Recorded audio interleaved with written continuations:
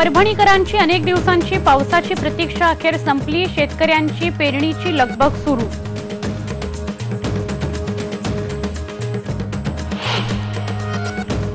Monsoon सक्रिय झाल्यानंतरही मराठवाड्यातील धरण क्षेत्रात पाऊस नाही। जायकवाडी धरण क्षेत्र अजूनही कोरडं ठाकच।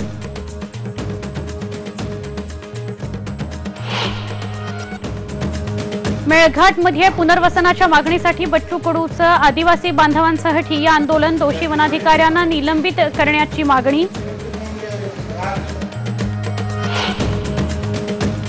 लातूर जिल्ह्यातल्या हासेगाव इथं एड्सग्रस्त विद्यार्थ्यांना सरपंचाच्या पती आणि मुलांची मारहाण। सेवालय चालवणाऱ्या रवी बापटले यांना सुद्धा मारहाण केल्याचा आरोप।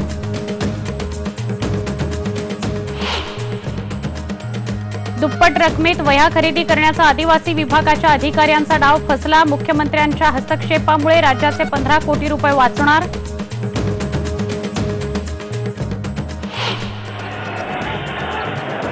संत तुकाराम महाराजांच्या पालखीचं देहूतून प्रस्थान। संत तुकारामांची पालखी आज इनामदार वाड्यात मुक्कामी। वारलीप्रमाणेच आदिवासींची सावरा चित्रकलाही बनणार व्यावसायिक चित्रकार। मधुकर वाढू देतायत आंध्रातल्या आदिवासी मुलांना सावरा कलेचं प्रशिक्षण। आणि कोकणात पहिल्याच पावसात सुरू झाले धबधबे। दापोली सिंधुदुर्गात धबधब्याच्या ठिकाणी पर्यटकांची गर्दी।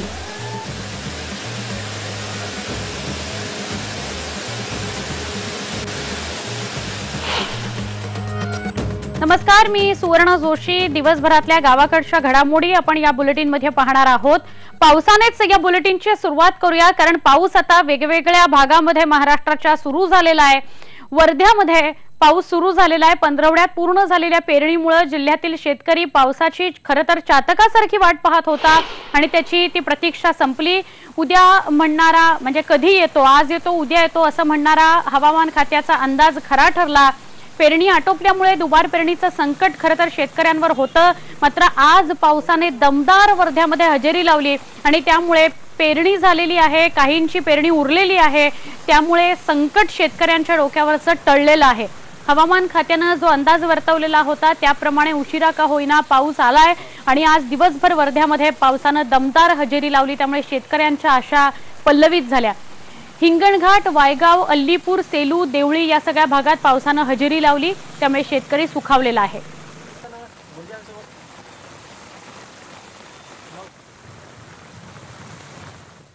पावसाळा सुरू होऊन 2 आठवडे उलटलेले आहेत, पण मनमाडसह मालेगाव, चांदवड, येवला आणि नांदगाव या तालुक्यामध्ये अद्याप सुद्धा पावसानं हजेरी लावलेली नाही, त्यामुळे पेरण्या रखडल्यात। शेतकऱ्यांमध्ये चिंतेचं वातावरण निर्माण झालंय, त्यांचे डोळे आकाशाकडेच लागलेले आहेत। पाऊस पडत नाही म्हणून निराश झालेल्या शेतकऱ्यांनी चांदवड तालुक्यातील भैरवनाथ मंदिरामध्ये पर्जन्य यज्ञ केला आणि देवाला साकडं घातलेलं आहे। म्हणजे महाराष्ट्रामध्ये एका ठिकाणी आपल्याला दिसतंय की पावसानं दमदार हजेरी लावली आहे आणि दुसरीकडे मनमाडमध्ये हा पर्जन्यासाठी यज्ञ करावा लागलेला आहे इथल्या नागरिकांना, कारण इथे पर्जन्यवृष्टी झालेली नाही।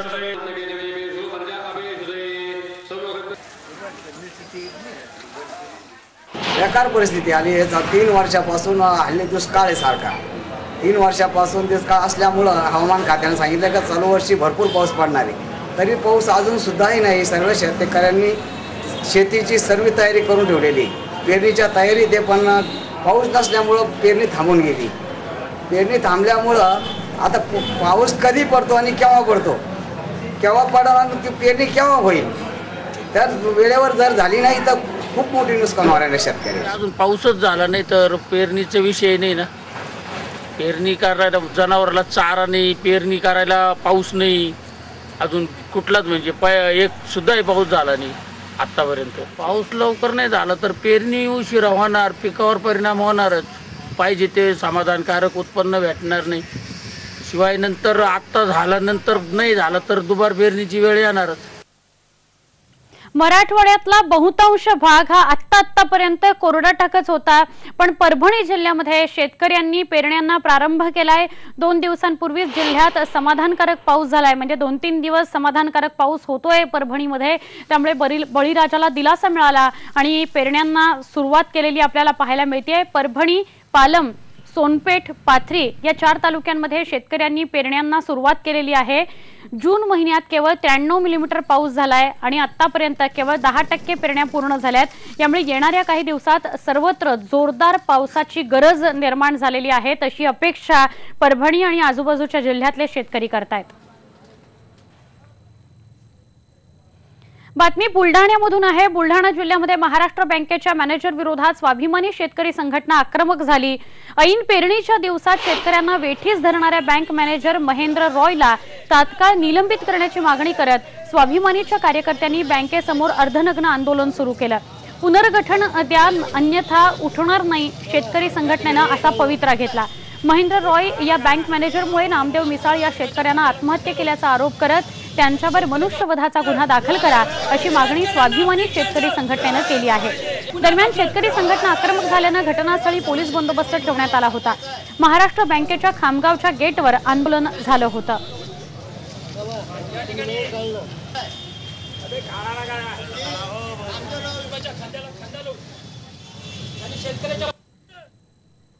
मुख्यमंत्र्यांच्या हस्तक्षेपामुळे दुप्पट रकमेत नोटबुक खरेदी करण्याचा आदिवासी विभागातील अधिकाऱ्यांचा डाव हाणून पडलाय। महत्त्वाचं म्हणजे अनेक वर्षांपासून ठेकेदार अधिकारी यांचं थेट संगनमत होतं आणि त्यामुळे खरेदीतला घोटाळा सुरू होता। मुख्यमंत्र्यांच्या हस्तक्षेपामुळे सरकारचे 15 कोटी रुपये वाचलेत।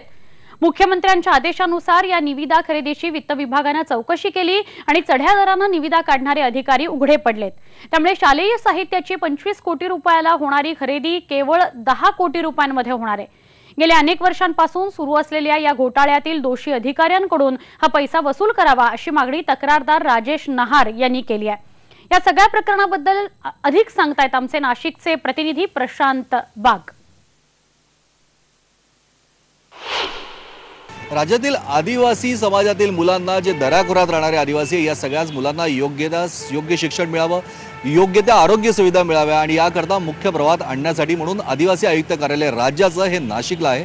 पण या कार्यालयाच्या माध्यमातून अनेक वेगळ्या प्रकारच्या निविदा दिल्या जातात आणि याच निविदाच्या माध्यमातून करोडो रुपयाचा मलिदा हे अक्षरशः ठेकेदार आणि अधिकारी संगनमत करून खात असतात। हे अनेक वेळा अनेक प्रकरणात उघड आलंय।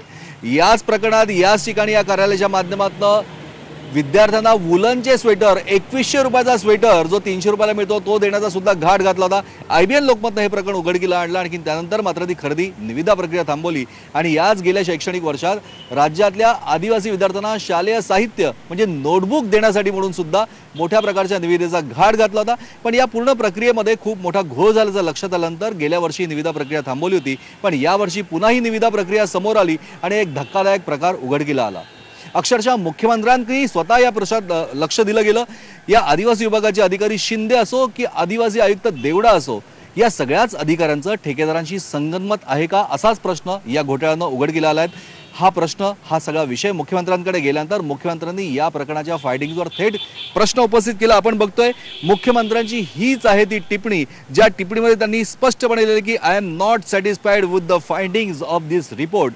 आणि याच रिपोर्टच्या माध्यमातून मुख्यमंत्र्यांनी वया खरेदीला चाप लावला आणि यानंतर या प्रकरणाची जी वित्त विभागाने चौकशी करण्यात आली आणि या चौकशीमध्ये आलेल्या तथ्यानं एक भलताच घोटाळा उघडकीला आला।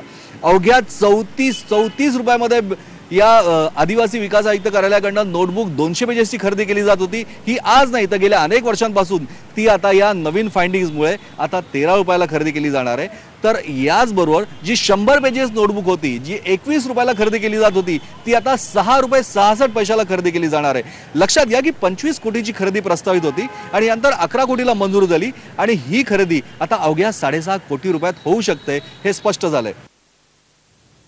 मेळघाट मधल्या आदिवासी बांधवांचं पुनर्वसनापासून ते अगदी जमीन पट्ट्यापर्यंतचे अनेक प्रश्न प्रलंबित आहेत आणि या सगळ्या मागण्यांसाठी बच्चू कडू यांनी प्रकल्प कार्यालयातच ठिय्या आंदोलन केलं। मेळघाट व्याघ्र प्रकल्प कार्यालयात 5 तास चाललेल्या या आंदोलनात बच्चू कडू यांच्यासोबत शेकडो आदिवासी बांधव सहभागी झाले होते। वन विभागातल्या भ्रष्टाचारी अधिकाऱ्यांची बदली होत नाही तोपर्यंत कार्यालयातच ठाण मांडून बसण्याची भूमिका बच्चू कडू यांनी घेतली होती। अखेर अकोटचे DFO वर्मा यांची बदली तर सर्वेयर राठोड यांच्या निलंबनाची घोषणा मुख्य वनसंरक्षकांनी केली। या घोषणेनंतर बच्चू कडू यांनी आंदोलन मागे घेतलंय। आंदोलनादरम्यान बाहेर मोठा पोलीस बंदोबस्त लावण्यात आलाय। कठडे तोडण्याचा प्रयत्न करणाऱ्या प्रहारच्या कार्यकर्त्यांवर सौम्य लाठीचार्ज सुद्धा करण्यात आला।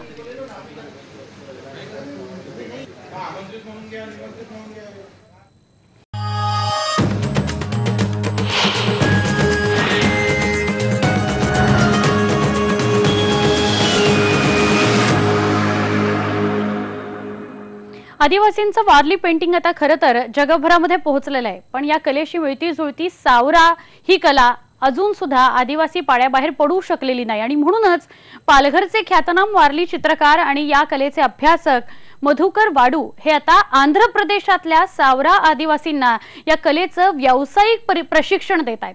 आंध्र प्रदेश सरकारनं त्यांना या कामासाठी खास निमंत्रित केलेलं आहे. आपण या सगळ्या संदर्भातला एक विशेष वृत्तांत पाहणार आहोत.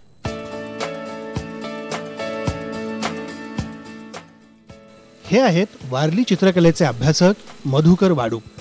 ते फक्त वारली चित्रच काढत नाहीत, तर त्यांनी याच वारली चित्रकलेच्या प्रसारासाठी भारतीय भाषांसोबत चक्क जर्मन भाषेतही पुस्तकं लिहिली आहेत.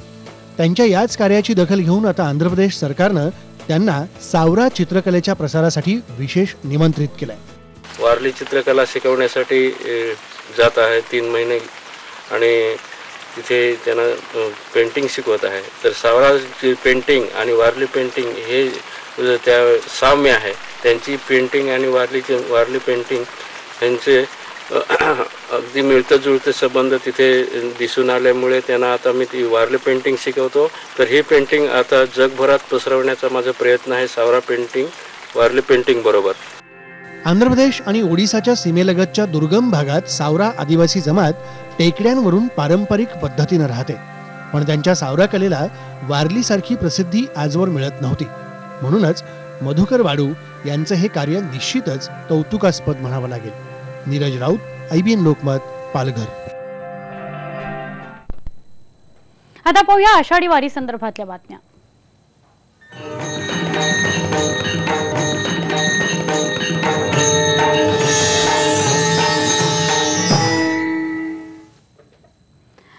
सद्गुरू संत तुकाराम महाराज यांच्या पालखीनं प्रस्थान ठेवलेलं आहे. या सोहळ्यासाठी देहू नगरी सज्ज झालेली होती. देहूतून तुकाराम महाराजांच्या पालखीनं पंढरपूरकडे प्रस्थान केलेलं आहे. महाराष्ट्रभरातून वारकरी देहूमध्ये दाखल होत असतात, कारण देहूमध्ये खरं तर पालखी सोहळा होतो.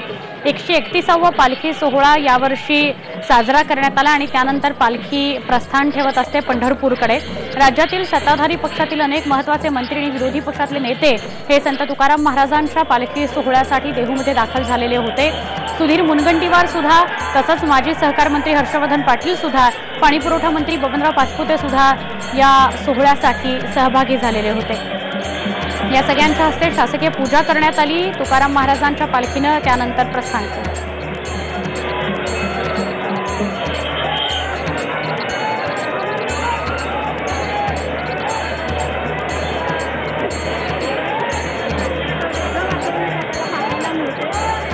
पालखी जी आहे तिचा मुक्काम आजच्या पहिल्या दिवशी देहूतल्याच इनामदार वाड्यामध्ये होत असतो.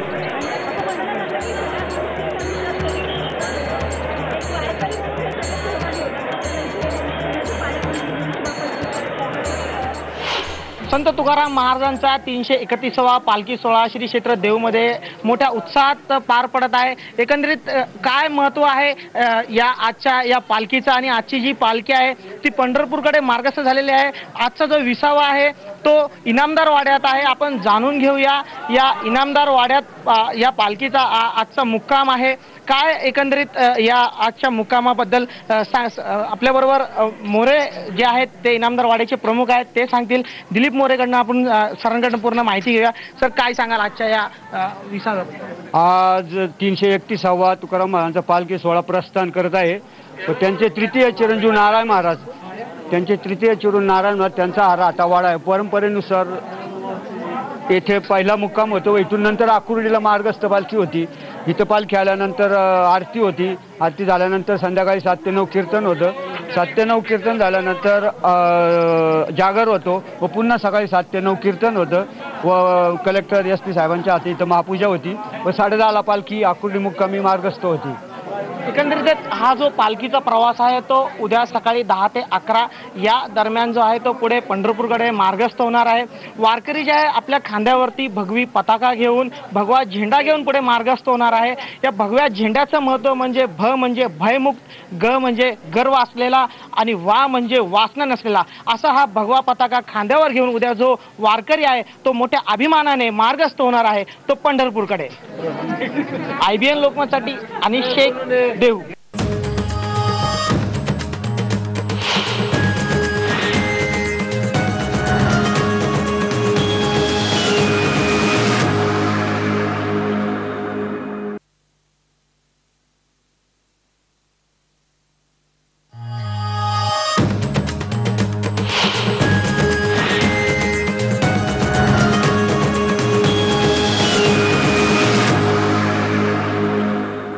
गावाकडच्या बातम्यांमध्ये एक महत्त्वाची ताजी बातमी आहे।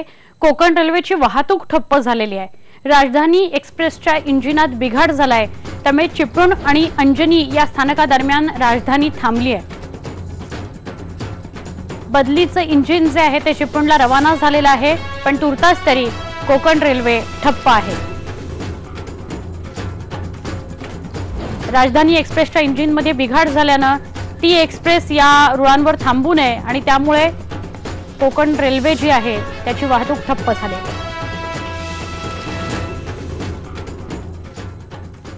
यासह गावाकडच्या बातम्यांमध्ये इथे संभव पहा फक्त IBN लोकमत।